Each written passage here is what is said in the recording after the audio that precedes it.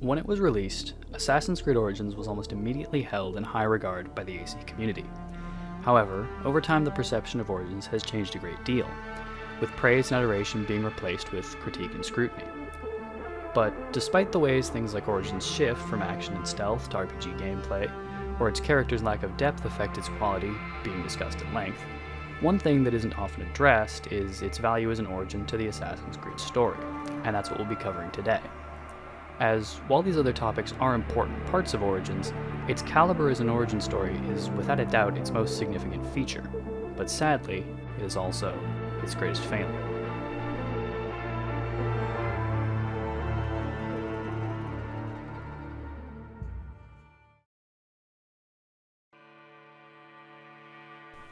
When looking at Origins as an origin story for the Assassin's Creed series, there are a lot of things to consider.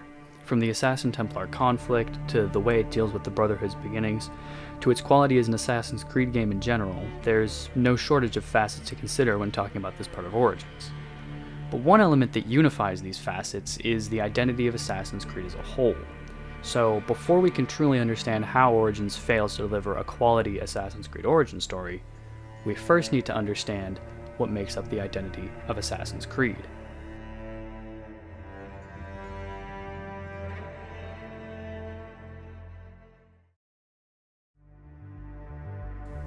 Over its lifetime, Assassin's Creed has seen at least a few titles.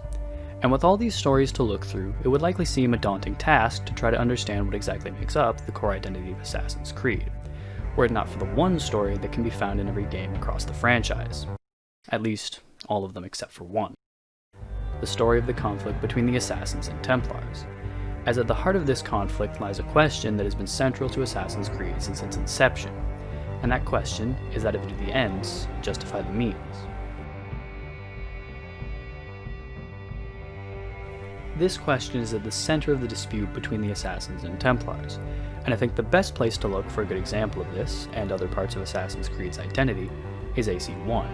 As being the first game in the series, it forms the base of these ideas for the franchise going forward.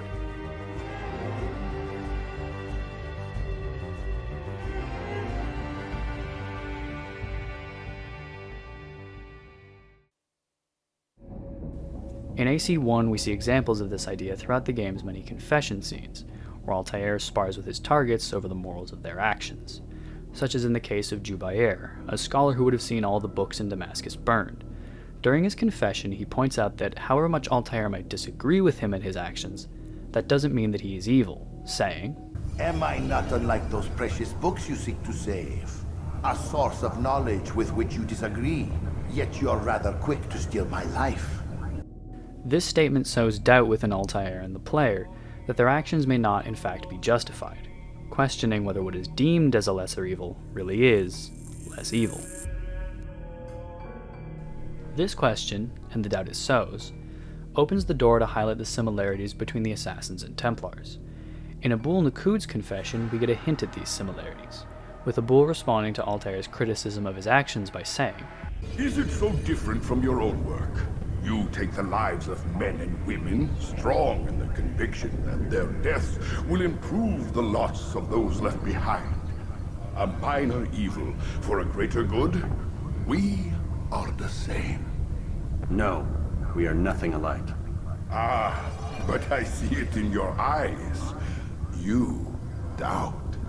Later in the story, the true extent of these similarities is revealed in an exchange with Al-Mualim, who says of Robert and the Templars, "What do he and his followers want? A world in which all men are united. I do not despise his goal. I share it. But I take issue with the means." With this we see what the Assassins and Templars truly are. Two sides of the same coin, two factions with the same ends but drastically different means. And these similarities reveal the last core piece of Assassin's Creed's identity. And that is the moral ambiguity between these two factions. We see this best exemplified by Garnier and William, who took freedom from people in an effort to improve those very same people's lives. Garnier took away what little freedom those in his hospital still had left, but he also gave them a chance to live a life without the burdens they had when they were free.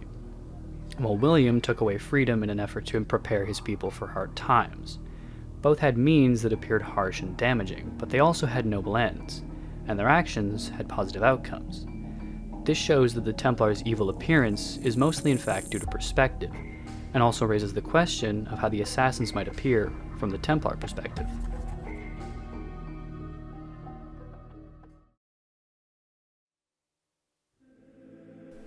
To summarize all this, Assassin's Creed's identity can be broken down into two major parts: the question of do the ends justify the means, and the moral ambiguity of the Assassin-Templar conflict that stems from this question.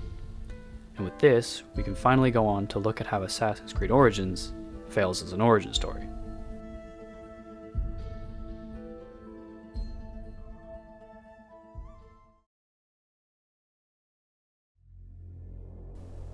Looking at Origins, I immediately notice both one standout quality and one massive shortcoming. Looking at the good first, given we'll have plenty of time for bad later, Origins actually addresses the question of whether the ends justify the means quite well. It takes this basic question and uses features from its setting to create its own unique take on it. And this is something that other good Assassin's Creed games have done before. For example, how Black Flag uses Edward's shift from pirate to assassin as a way to look at how motives impact the question. As, despite Edward doing the same things other assassins do, killing Templars and searching for pieces of Eden, his motivations for doing this change drastically throughout the game. And this change has a massive effect on Edward and those around him. In the case of Origins, the story uses the Egyptian mythological concept of the heart and the feather, the belief that in the underworld someone's heart is weighed against the feather of Ma'at to determine whether that person would go to the Aru or the Duat.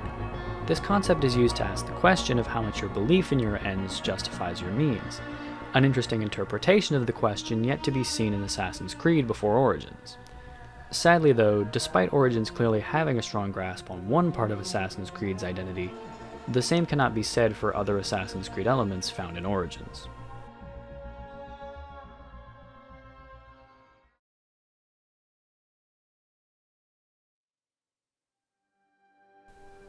The major shortcoming I notice with Origins is its Assassin-Templar conflict, specifically in how moral ambiguity is virtually non-existent in Origins' version of this conflict. The Order of Ancients, Origins' version of the Templars, have no redeeming qualities. They have no noble motives, nor do their actions have any positive outcomes. They don't debate with Bayek over the morals of their actions or his, and not one of them is even remotely sympathetic. Instead, every member of the Order of Ancients is just some form of one-dimensional evil, with most of the Ancients simply taunting Bayek with the power of the Order, or lamenting the fact that he's cut short their ambitions, rather than questioning Bayek's own actions. Taharka's confession perfectly exemplifies this, and I think the best way to see this is to watch the full confession and then analyze it. So, this is how a dream dies. I could have built something to last an age. And Goopa could have sung stories of your accomplishments. There are things I regret. We all labor for higher powers. We are all enthralled to greater forces. There is no escape.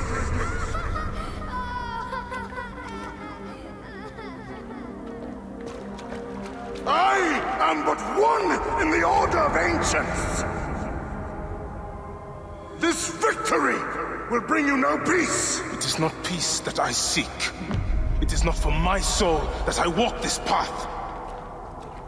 The Order of Ancients will remember me as the bringer of waters and the builder of cities!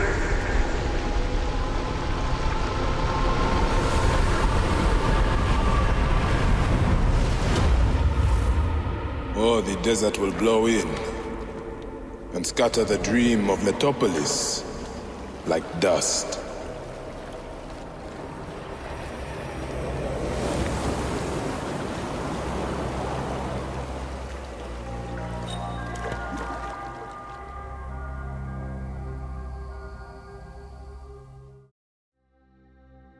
In this confession, we see that despite Taharka trying to explain himself and his actions by saying he has regrets and that the Order of Ancients holds power over him, he spends a far greater portion of the confession talking about the greatness he represented and will be remembered for, as well as mentioning how Bayek won't find peace in his death because the Order is far larger than Bayek.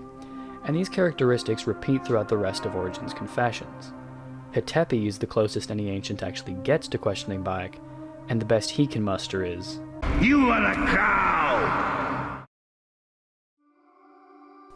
This lack of depth appears to stem from the same issue that causes many of Origin's other characters to feel underdeveloped and one-dimensional. And this issue is the fact that Origin's story is almost solely focused on Bayek and his journey. This almost tunnel vision level of focus results in many of Origin's characters acting as little more than set dressing. And even when they do get more focus, it's usually only to provide something for Bayek to react to and advance his character, rather than to develop their own. Even Aya, one of the most important characters in Origins, has a story that exists almost solely as a manifestation of Bayek's journey to leaving his old life behind. As a result of this hyper-focus on Bayek, Origin's confession scenes, which are the only time many of the Ancients even make an appearance, are mostly dedicated to creating memorable character moments for Bayek. And while many of these confessions, such as those of the crocodile, ibis, and lion, succeed in this regard, there is often little space left to add depth and dimension to the villains in these confessions, leaving both these Ancients, and the Order as a whole, to appear as little more than simple, power-hungry monsters. This portrayal severely damages the moral ambiguity of Origin's Assassin-Templar conflict, by portraying the Templars as a purely evil force, rather than one with nuanced motives, means, and ends. The morality of this conflict becomes far more black and white, with the Assassins appearing wholly good and the Templars appearing wholly evil. This lack of depth in this iteration of the conflict is actually one of Origin's most disappointing features, as it gives a very lacking inception to what is effectively the backbone of the entire Assassin's Creed series.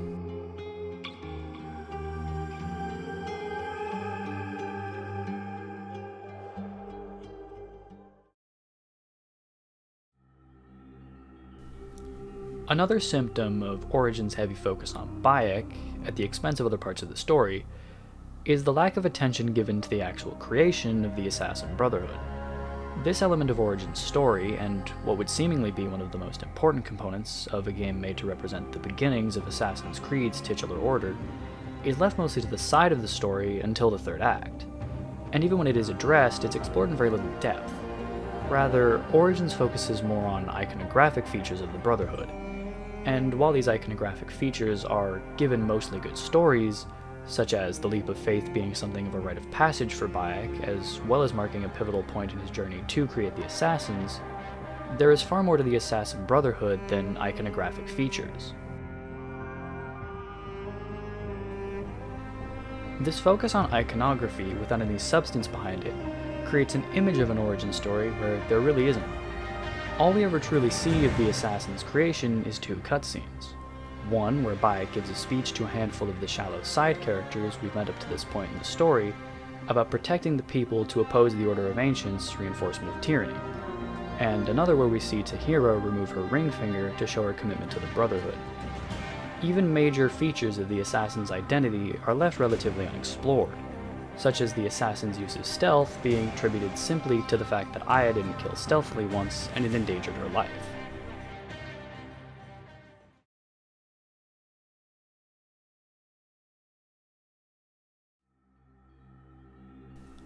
The only somewhat in-depth exploration the Assassin's beginnings get is in the Hidden Ones DLC, where we see how the Assassin's idea of balancing the good and bad outcomes of their actions came to be.